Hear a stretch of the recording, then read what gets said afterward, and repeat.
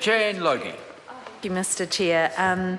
And I'm very pleased to be able to take a call on this health and safety reform bill. It's the first call I've had an opportunity to take on this bill, and after being present to hear the family members who have lost people due to workplace deaths, last night I feel the weight of responsibility in debating this issue, and the privilege of being able to speak and try and in some way convey their concerns, particularly around this part of the bill.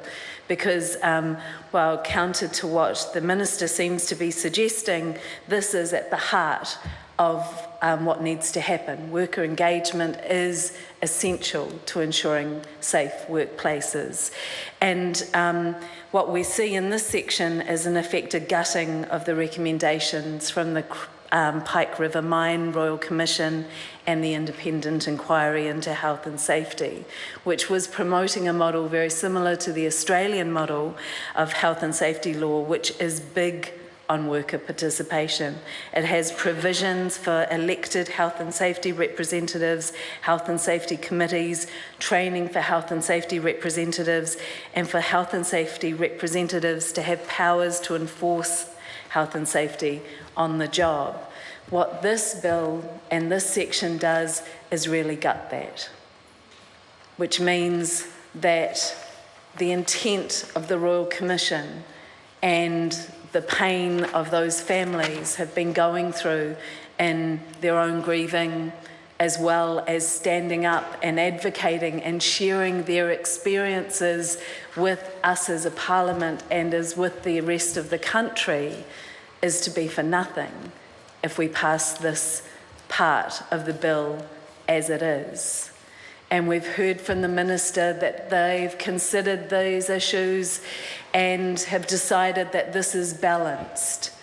Well, you know, the words of the family were that balance means nothing if there's going to be another death.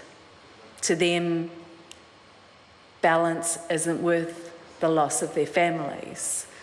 And that, I think Bernie Monk it was who said that it will feel as if the deaths are for nothing, that there will be no legacy or resolution for their advocacy and working through that grief and advocating if we don't ensure strong provisions for all workers in this country.